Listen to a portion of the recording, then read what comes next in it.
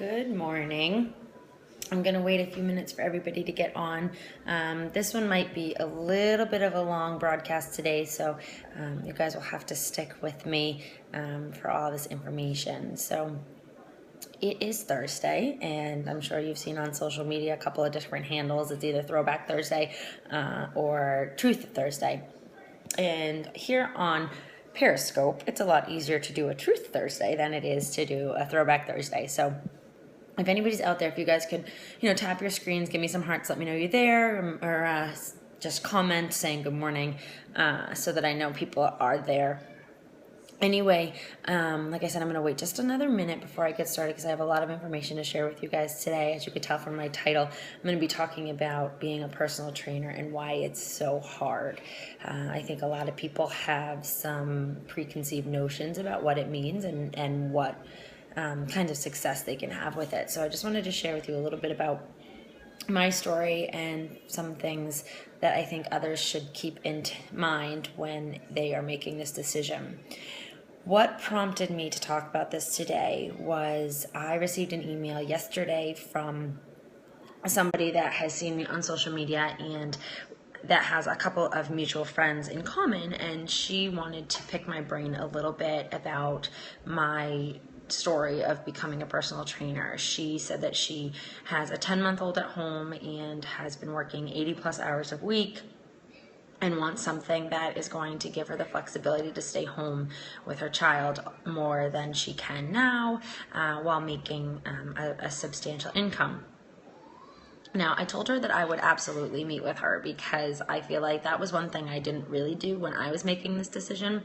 I didn't sit down with another trainer or reach out to any trainers really to see what their journey had been like. I did ask around about different certifications, of course, but other than that, I really just kind of dove into it head first without any other background kind of research. So when she emailed me, I agreed absolutely to meet with her, and it got me thinking, it got my brain going about all of the things that I feel like, I want to talk to her about and get her to understand, because I do think that a lot of people have this preconceived notion that being a personal trainer allows you or affords you all of this opportunity to stay home with your children because you make your own schedule, and that's fine and good, and they see that there's these personal trainers out there making, a ton of money, but what they don't understand and what I didn't understand was how hard it is to get to that point. So let me start a little bit with my story. As many of you know, I was in corporate banking for almost 10 years in various positions prior to starting my personal training journey. And it was always something I'd kind of been interested in, especially once I started bodybuilding. I really wanted to learn as much as I could about the personal training industry. My trainer was fantastic. She'd been doing it for a lot of years. She had 40 hours a week of clients. And at the time I was paying her $60 an hour. So I was, the math in my head, I was like, holy cow, she's making a ton of money. She wasn't. And we'll get to that in a little bit. But so I had this expectation in my head about what this was going to mean, so after I got laid off from my job and I started really putting the effort into studying, I started thinking, okay, this is what I'm going to do. I'm going to have 40 hours a week of clients. I'm going to make all this money, but I'm going to be able to be home with my son, because the hours are early mornings or late nights, so I can be home during the day. All of these things running around in my head. I was lucky in that the day I got my certification, the day I passed my exam, I was offered a job. I was given a job at a local small studio covering for a maternity leave of one of the trainers who happened to be the owner. And, and in the beginning, it was a conversation that it was going to be, about 3 months of training. And then that kind of dwindled down. And then she came back pretty quickly because as an independent contractor, you don't get paid vacation. And that's something we'll talk about a little bit as well. So she came back pretty quickly, and I went from, her full client schedule to nothing. You guys, zero. I didn't have not even one client. That was terrifying. Absolutely terrifying. And over the next couple of months, I really tried very hard to build up my clientele. I took a job in the gym's play care so that I could meet other moms. I marketed myself the best that I could. I went to the gym's open house. I worked out at the gym. All of the things that they say you should do to get clients, I did. And it was a slap in the face day after day when I didn't get those clients. I ended up with 5. 5 clients, you guys, which totaled 8 hours a week because a few of them trained a couple of times, but 8 hours. Okay. Now I was working for a private studio, so I was making more per hour than a gym trainer. However, 8 hours a week, you guys, that was all I was paying. And there were so many days that I would go to the gym to train a client and I would have a 1-hour session and I'd be paying my babysitter for 3. So you do the math. If you're paying a babysitter, keep the numbers simple. If you're paying a babysitter $10 an hour and you're making maybe $20 an hour or even more than that, say you're making $30 an hour as a personal trainer, I'm paying $30 for my sitter. I'm not making anything, right? But you have to build your clientele. So the expectation that I was going to have this clientele right off the bat versus the reality of none, that was so scary for me. But it was something I had to swallow and I had to deal with. On top of that, you need to take into account your family needs versus your ideals. So at first, I was lucky. When I was let go from my job, I got unemployment. So I had that little cushion that could cover us when I didn't have the full-time clientele. However, if you don't have that situation, you really need to take a step back and understand that this process takes a long time. And if you're working a full-time job where you're making a decent salary and all of a sudden you leave that job to go be a personal trainer full-time, it's not going to work. It's not going to automatically be the same or more income. So you need to take a really hard look at what your family needs versus what you want to do. At one point during this process, my husband and I actually contemplated my going back to work in a full-time position and doing personal training on the side while I built up my clientele, because it was one of those where it was like, are we going to actually be able to make this work? And my husband is so supportive, you guys. He wants me to do this because he knows it's my dream. He knows it's something I'm passionate about. But at the same time, family trumps everything. So for a brief minute, we thought I was going to have to go back to work, but luckily for us, things changed. And that's, that comes into play with making the right choice. Is it, if you get into personal training and you do it for, 6, 7, 8, 9 months, even a year, and you start to realize maybe this isn't the thing for me. Maybe I'm not building my clientele fast enough. Maybe I haven't made the right choices. That's when you have to take a step back, look at yourself in the mirror and say, maybe this isn't for me, or maybe it's something that I should do part-time. I'm not trying to discourage you at all in any way. What I'm trying to do is give you the bigger picture, because I think social media now is flooded with personal trainers, and it's flooded with people that are doing these fitness things through Beachbody. They're now coaches and trainers and all of these things, and so it becomes kind of overwhelming, because especially for me, being in the industry, it's like when you buy a new car, right? So you go out, you buy a new car and you love your car, but then as you're driving down the road, all of a sudden you see 7, 8, 9 people driving the same car and you're like, wait, what the heck? I thought I had this great idea. It's very similar in the personal training industry. You go out there, you get your personal training certification, you get your Group X certification, you get your spin certification, and then all of a sudden everybody is a personal trainer or a spin instructor. A lot of that comes from, your networking. So for me, I would say 90% of my networking in terms of business are obviously other personal trainers. So to me, it seems like my news feeds are flooded with it. However, that doesn't necessarily mean that somebody that's following me sees those 20 other personal trainers. Does that make sense? So you want to make sure that you're making the right connections, you're making the right choices when it comes to your circle.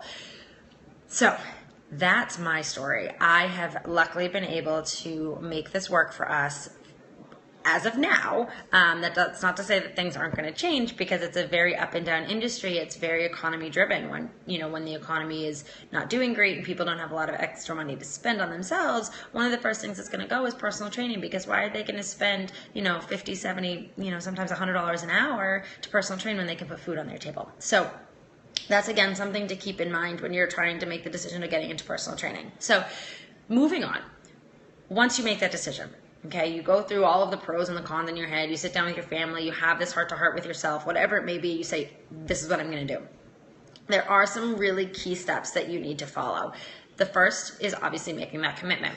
You can't do this halfway, you guys. Even if you're only going to be a part-time trainer, you need to be full-time committed. You need to understand the studying that comes along with it, the preparation for the exam. If you're doing a group X, that practical portion of your training, the actual exam itself, the hunting for a job, all of those things, those take full-time commitment, even for a part-time job. So you need to be prepared for that. Secondly, you need to choose the correct certification for you. I don't even know, there's countless numbers of them out there. You need to figure out what's going to work for you. When I first looked into getting certified, I looked at ACE because the gym I wanted to work at accepted that as one of their certifications. So if you are in a position where you want to work in a certain location, or you've been eyeing certain locations as potential places for work, you need to check with them on what certifications they accept. You don't want to go and get an ACE certification only to find out that gym that you've been dying to work at doesn't accept it as a certification. The probably 5 most well-known certifications are ACE, which is who I have, ISSA, NSAM or NASM, ACSM, and NSCA. So you can go online, you can Google all of those. Each one is going to have kind of different requirements to earn the certification. Each one's going to be a different length for the course. It's going to be a different style for the course, but definitely go with what works for you. I went with ACE for many reasons, but I really liked that it was self-driven. I could do it from home. It was all online. I got my textbooks. I had phone support. I had online pre-testing, all of those things. It really worked for me. So that's who I went with. So that's your next step, is to choose your certification route. The third step is, once you're certified, is finding a job. And this is where it gets interesting. You have a couple of different ways you can do this. You can do what I did initially, and that's work for a private studio. You can work for a large box gym like RNFitness or 24-Hour Fitness or Gold's Gym. You can become self-employed and open your own studio. There's many different routes you can go, and there are pros and cons to each, obviously. So, for example, if you work like I did for a small studio, I was considered an independent contractor. That meant I pay all my taxes. That meant I wasn't technically an employee of the gym in which I worked. And that meant that I got a higher rate per hour. I was looking at a lot of box gyms, the gym I was initially looking at, and situations were a little bit different.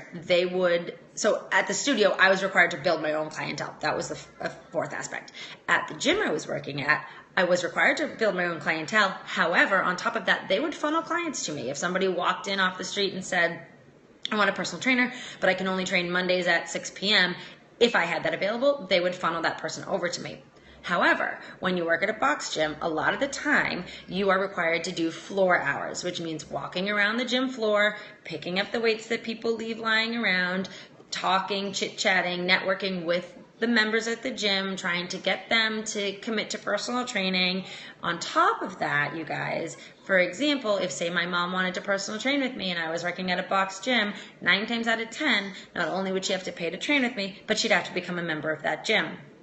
Not everybody wants to do that. Another thing you want to keep in mind is box gym personal training rates tend to be higher for the client, but lower paid for the trainer. So for example, that gym I was looking into, it was $90 an hour for the personal training session. I was going to get $27 an hour. So there was about, $60 kind of hanging out, $63 hanging out that went directly to the gym. So that was a big ding for me, because when I was at the studio, I was making almost double that an hour. So that's the second thing. The third thing is becoming an owner, owning your own studio, going to people's houses and doing private sessions. That's a great idea. But are you well known?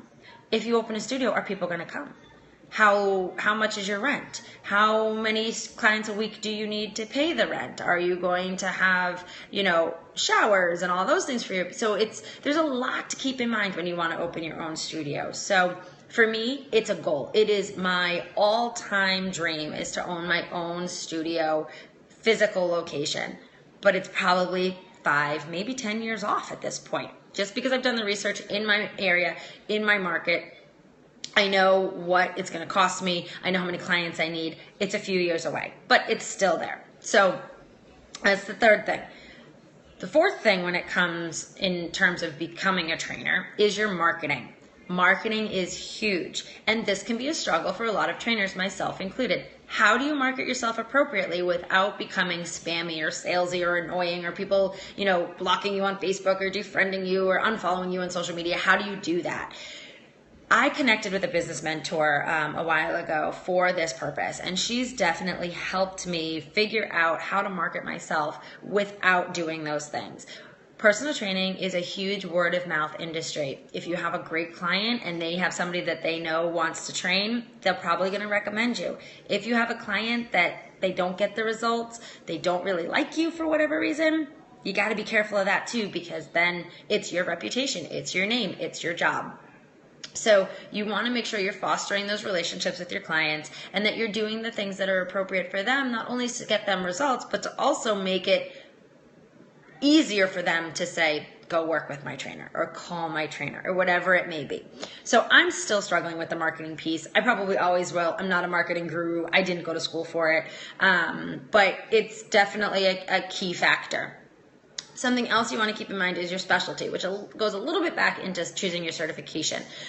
Within your certifications, there are specialty certifications you can get. So for example, I have an ACE personal trainer certification, but I also have an ACE fitness nutrition certification underneath. Some people get pre and postnatal certifications. Other people get a Group X certification. Some people get TRX. Some people get spinning. Some people get Pilates. So there's so many things. Some people get holistic health or health coaching or wellness coaching or whatever it may be. There's a whole list of certifications under that giant umbrella that you can get. That is something to take into account. Very important moving forward with your career to kind of distinguish yourself from the next personal trainer. It's like getting any job or getting accepted to college. You put yourself next to another personal trainer, all things created equal. If you have that specialty certification, they might be a little bit more interested in hiring you. The last thing is staying relevant.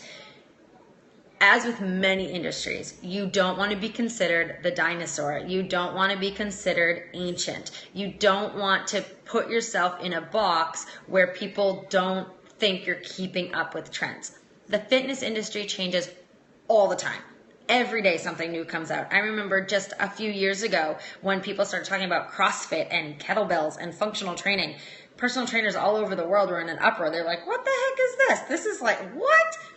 Now it's the way to go. I'm a huge proponent of functional training. In fact, that's what I do now. I don't do machines. I don't do circuit training. I do functional training. I do CrossFit style training.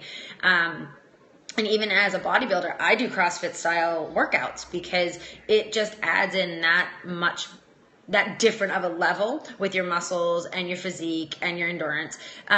So staying relevant, understanding the trends, understanding what's going on in the market, keeping yourself apprised of all of these things is definitely going to go a long way in keeping you on the forethought of people that are looking for clients. A lot of certifications require you to do continuing ed. I highly recommend doing as much as you can. ACE requires 2 credits of continuing ed every year. I think I already have 6, just because it helps me understand what's going on in the market. So this has been pretty long so far, you guys, and I'm not done, so I thank you for sticking with me. I just really want to get this information out to you the best way that I can. So that's the first thing. Now, going back to this email that I received about the woman that wanted to be home and had been working 80 hours a week and wanted to be home with her child. That got me thinking about pay scale and talking to you guys a little bit about that. So the first thing I will say is that there was a study done that between 2010 and 2020, the opportunities for personal trainers are going to grow by 24%. That's a huge number. That right there says, if you're thinking about it, now's the time to capitalize on it. It also says that the market's going to start being flooded with personal trainers. I have a lot of friends that are nurses that went through the same thing. When we were graduating from college and they were graduating from nursing school, there was this desperate need for nurses. Now, all of a sudden, everybody's a nurse, or so it seems. And so now those opportunities are getting slimmer. And so they are needing to find themselves being more relevant in their industry. Goes back to what we were talking about before. All things created equal, what do you have that sets you apart from the other personal trainers? Now, I talked a little bit about finding a job and the different locations that you could go to. Your pay is going to be based on some of those factors. For example, the national average for a personal trainer. Now, this is a national average, you guys. So I know some of you are out there going to be like, wait, I make way more than that. Some of you might make way less. But the national average per hour for a personal trainer is $12 to $25 an hour. That is the national average. That equates to $24,000 a year to $50,000 a year. That's not to say there aren't trainers that make way more than that. I personally know some that make $24,000 a month, you guys. I'm not even joking. And there are trainers I know that make way less than that. It all depends, again, on are you full-time, are you part-time, where do you work, what are your specialties, etc. New York City, as of 2013, has the highest average paid personal trainers at about $54 an hour. So, again, something to keep in mind. Your pay is going to be based on a few things. The top 5 things it's going to be based on are your location, both geographic and physical location. So your geographic location, again, like I just said, New York has the highest paid personal trainers versus maybe someplace in the Midwest. They might be on the lower end of the pay scale. It's also going to depend on where you work. Do you work in a studio? Do you work in a box gym? Do you work on your own? Those things are going to be taken into account. Secondly is your education. We discussed this quickly, but again, how educated are you? Do you have a personal training certification, but also a bachelor's degree in exercise science, or do you have a master's in exercise science? Where does your education stop? What certifications do you have? How many certifications do you have? How well versed in those certifications are you? It's one thing to say, I have a prenatal and postnatal certification, but I've never been pregnant. I've never known anybody that's been pregnant, and I've never had a client that's been pregnant. So how well versed in your certifications are you? Your level of experience is going to be a factor with your pay. Are you a 20-year master trainer, or are you, like me, a fairly new trainer right out of the gate? That's going to vary your pay. And just specializations. Somebody that has a fitness nutrition certification, that specialty may be worth more to a small studio than it is to a box gym, because the box gym might not care about giving their clients meal plans or nutritional information. So take into consideration those things. Something else you want to take into account is the hours. This person, she really wants a flexible schedule, and it's hard to have a flexible schedule when you're going 80 hours to nothing. Sure, now all of a sudden you're home, but if you want to really grow your business, you need to put in the time. You need to put in the hours. You can't just sit back and wait for it to come, because that's not how this industry works. So sure, my hours are flexible where I am now. I work 30 hours a week, but my hours are early mornings and late nights. So I'm out of the house sometimes 5:30 in the morning. And I don't get home sometimes until, 9:30. So your hours will definitely be flexible, but they're also going to be those hours when maybe you should be with your family, Saturday afternoons, Sunday mornings, whatever it may be. So you want to take that into account too. I know I flooded you guys with so much information, so for those of you that stuck around, I see there's only 3 people left, at least that are following me. I don't really understand that, you guys, with Periscope, because I'll go back and look and it'll say that my live viewers, I had, 100 live viewers with, 350 hearts, but I don't see any of that on the screen. So if you guys are watching and you're not following me, make sure to follow me so that I know that you're out there and I can say hello to you, because I would love to connect with you guys. But anyway, for those of you that did watch this whole thing from start to finish, I really appreciate you tuning in. For anybody watching on replay, it's a long one, but I really appreciate you sticking around. I hope that you found this information to be helpful. Please share it with anybody you know that might be contemplating becoming a personal trainer, or you think might benefit from this information. And that's it. That's the end for me. I'm going to button this guy into the car and we're going to head off to go swimming. Can you say good morning, please? Good morning. Thank you all for listening. I really appreciate it. Have a wonderful Thursday. Find your smile in the day and make sure you get out and sweat.